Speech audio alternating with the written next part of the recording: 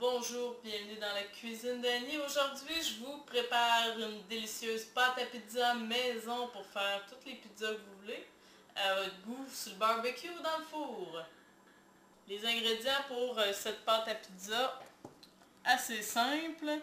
Ici, on a besoin de levure instantanée, levée rapide ou non, mais c'est préférable levée rapide, du sel, de l'huile d'olive, de la farine, du café, non pas de café, et de l'eau.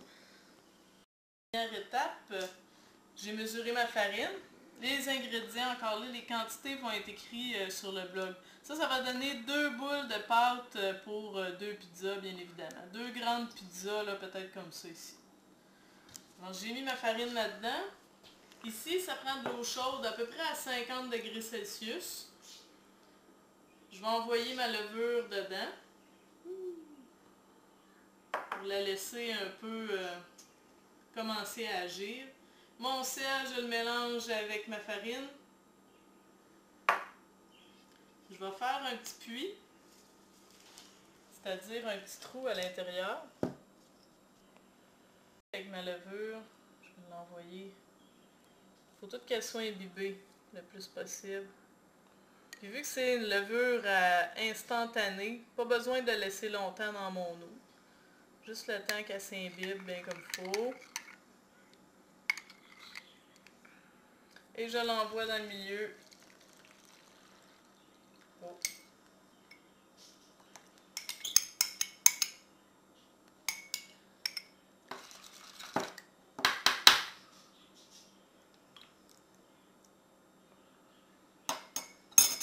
Ensuite, on envoie un peu de farine à travers. Et puis là, on se salit les mains.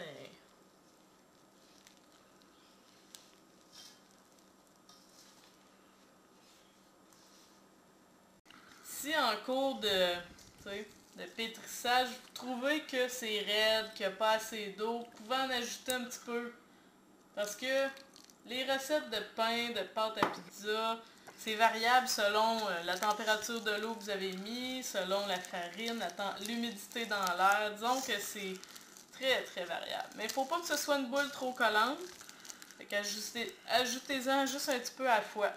Là, essayez de mélanger jusqu'à ce que ça donne une boule de pâte homogène. Réussi à avoir une boule, vous allez voir c'est assez raide.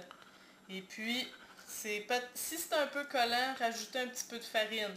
Faut pas que ce soit trop collant. Faut que vous la sentez collant, mais qu'elle reste pas sur votre main. Fait que là, ici, c'est là que le reste de l'huile d'olive entre en jeu. On va en mettre un peu plus. Plus pour couvrir la boule de pâte. Ça va éviter qu'elle colle dans le fond du plat parce que je vais la laisser reposer dans le fond du cul de poule. La plupart des recettes de pâte à pizza ne demandent pas de mettre de l'huile comme ça. Mais aujourd'hui, j'en essaie une nouvelle avec vous. On recouvre d'un saran wrap et on laisse doubler de volume. Ça prend environ 2 heures. Voilà au bout de 2 heures ce que ça donne. Ça a doublé, voire même presque triplé de volume. C'est à cause de la température ambiante. C'est bien de le laisser dans un endroit quand même chaud et avec beaucoup d'humidité. Vous pouvez mettre un linge à vaisselle humide dessus aussi si vous voulez.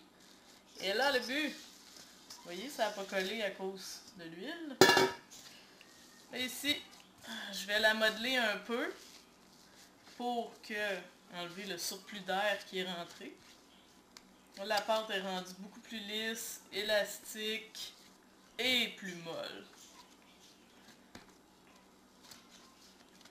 C'est pas plus compliqué que ça, vraiment. Je vais faire une boule. Si c'est collant, vous pouvez mettre un peu de farine, mais pas beaucoup, là, parce qu'on ne veut pas changer la texture non plus que ça va avoir quand ça va être cuit. Je veux pas une pâte dure. Et là, coupe en deux. Ça va donner 2 belles pizzas. Voilà une belle pâte à pizza. Vous pouvez l'étendre comme vous voulez, la grosseur que vous voulez. Ça va donner environ une pizza sur le gros pouce.